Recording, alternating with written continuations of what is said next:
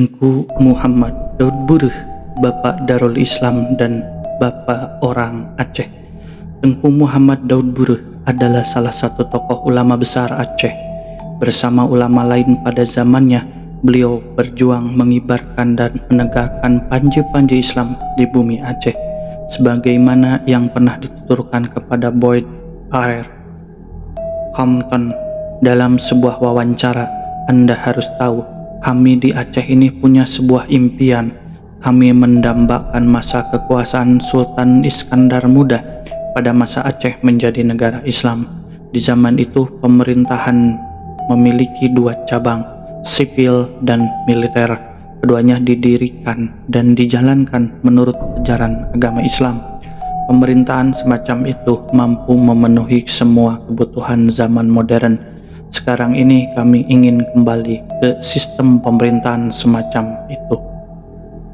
Siapakah Tengku Muhammad Daud Burh?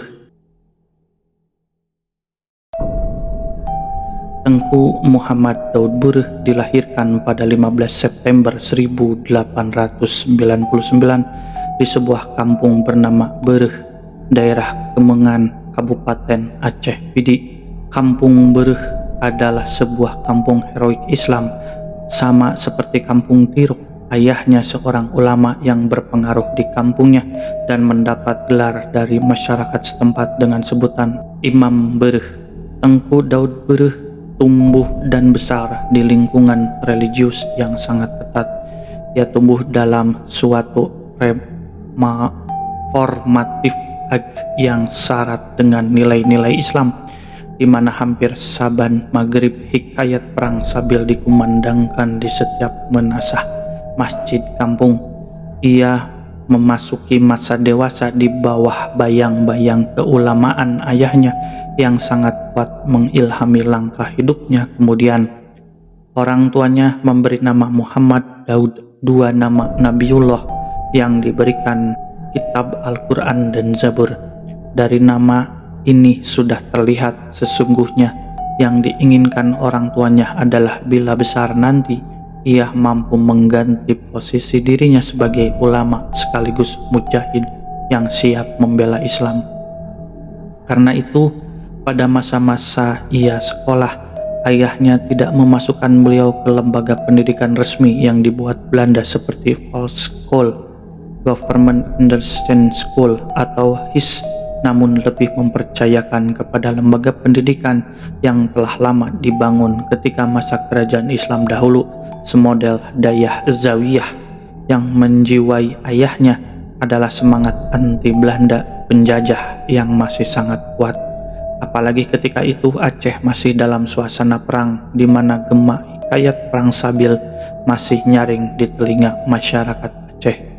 Dalam pusat pendidikan semacam ini, Daud ditempa dan dididik dalam mempelajari tulis baca huruf Arab, pengetahuan agama Islam seperti fikih, hadis, tafsir, tasawuf, mantik, dan sebagainya, pengetahuan tentang sejarah Islam termasuk sejarah tata negara dalam dunia Islam di masa lalu, serta ilmu-ilmu lainnya. Dari latar belakang pendidikan yang diperolehnya, ini tidak disangsikan lagi merupakan model bagi keulamaannya kelak. Sekalipun tidak mendapatkan pendidikan Belanda, namun dengan kecerdasan dan kecepatannya dalam berpikir, beliau mampu menyerap segala ilmu yang diberikan kepadanya itu, termasuk bahasa Belanda. Kebiasaannya mengkonsumsi ikan yang merupakan kebiasaan masyarakat Aceh telah membuatnya menjadi quick learner, mampu belajar cepat. Kemampuan yang luar biasa ini sebagian besar karena ia merasa menuntut ilmu adalah wajib.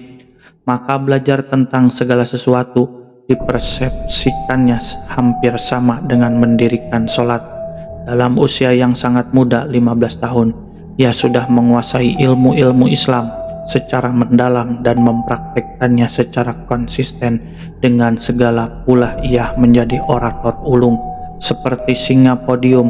Ia mencapai popularitas yang cukup luas sebagai salah seorang ulama di Aceh.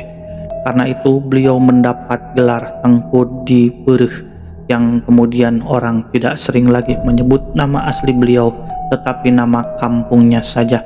Ketenaran seorang tokoh di Aceh senantiasa melekat pada karisma kampungnya. Kampung adalah sebuah entitas politik yang pengaruhnya ditandai dengan tokoh-tokoh perlawanan. Dari kenyataan ini, seorang yang terlahir dari sebuah entitas resisten tidak akan pernah berhenti melawan sebelum cita-cita tercapai. Kendatipun pihak lawan menggunakan segala daya dan upaya untuk membungkam perlawanan tersebut dari Pusa menuju Darul Islam. Untuk membungkam dan memedamkan perlawanan Muslim Aceh, Belanda atas saran Snokhorge melanjutkan penggamburan konsep tauhid dan jihad.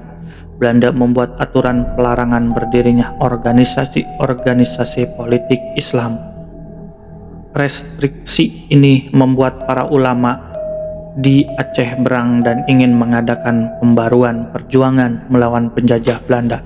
Maka atas inisiatif beberapa ulama yang diperolehi oleh Tengku Abdurrahman dibentuk sebuah organisasi yang bernama Pusa Persatuan Ulama Seluruh Aceh di Matang Gelumpang II.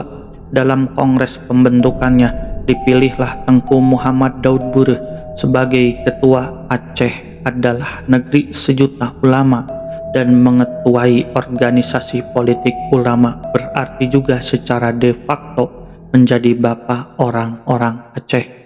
Semenjak itu, Daud Burh memegang peranan sangat penting di dalam pergolakan-pergolakan di Aceh dalam mengejar cita-citanya, menegakkan keadilan di bumi Allah dengan dilandasi ajaran syariat Islam, sehingga umat Islam dapat hidup rukun, damai, dan sentosa sebagaimana yang dulu pernah diperbuat oleh raja-raja Islam sebelum mereka.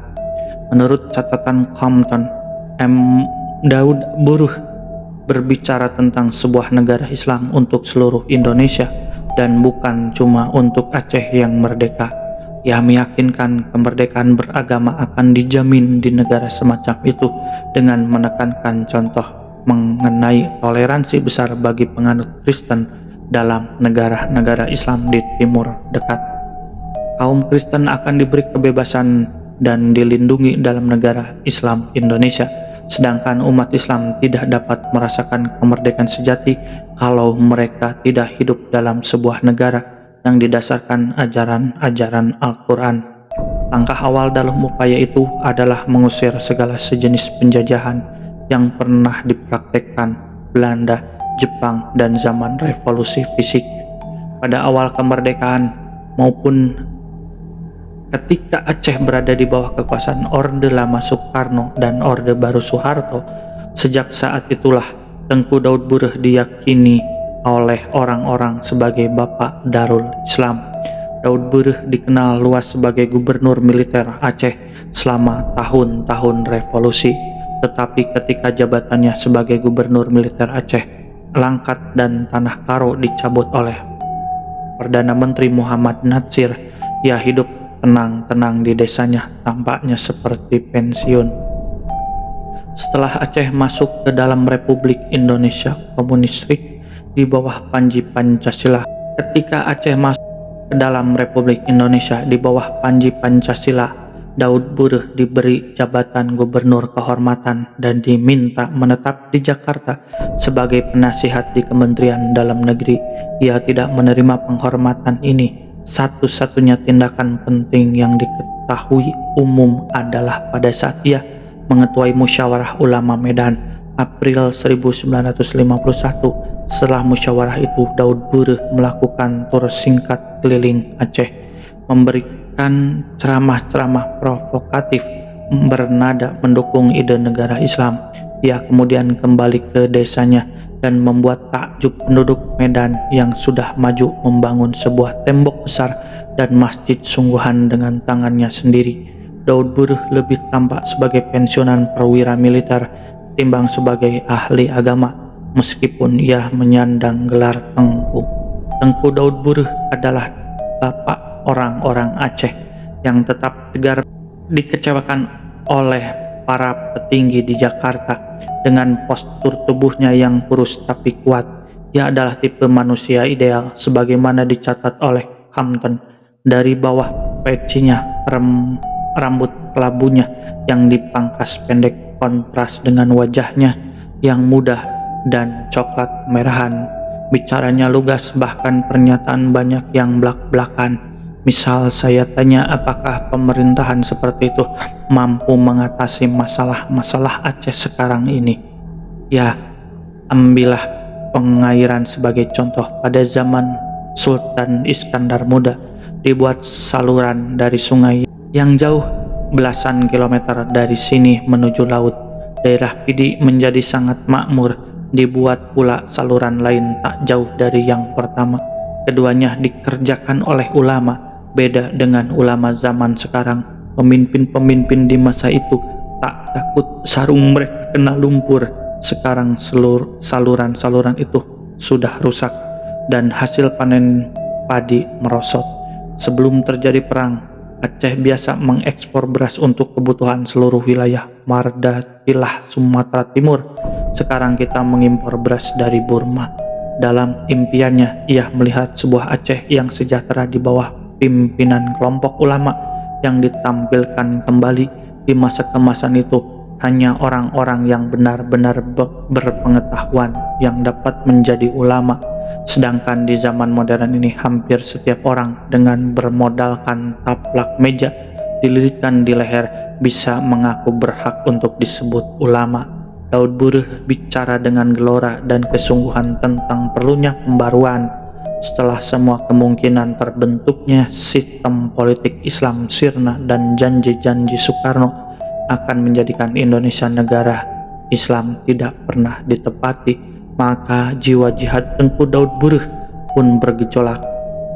Ia kemudian menjadikan Aceh sebagai negara bagian Aceh, Negara Islam Indonesia NBANII, dan berjuang hingga tahun 1964 di Gemunung Tanah Rencong. Soekarno meskipun terkenal hebat di mata orang-orang Aceh, namun karena penipuannya terhadap orang Aceh, nama Soekarno identik dengan berhala yang harus ditumbang. Compton bisa memahami mengapa orang-orang membandingkan Daud Burh dengan Soekarno yang cemerlang sebagai orator massa. Seandainya keduanya berpidato di sebuah acara yang sama, konon Soekarno akan menjadi juara kedua jika pendengarnya orang Aceh, terutama kalau sang singa Aceh sudah mulai gusar dan marah. Sementara ia terus bicara tentang pemerintahan Islam di Aceh, Compton merasa bahwa aneka kasak-kusuk yang ia bawa dari Medan menjelang pemilu 1955 telah sangat menyesatkannya.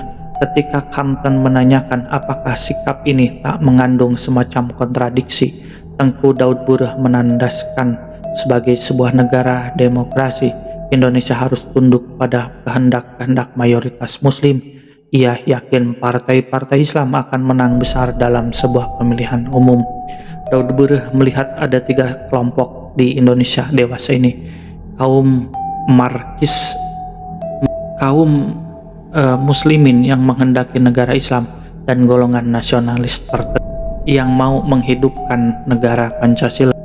Ia cemas bahwa golongan nasionalis dan Marxis sedang mengakar, tetapi mereka sendiri khawatir kalau pemilihan umum diadakan, sebab mereka pasti kalah. Karena alasan ini, menurut Daud Burh, mereka akan berusaha habis-habisan untuk menunda pelaksanaan pemilu.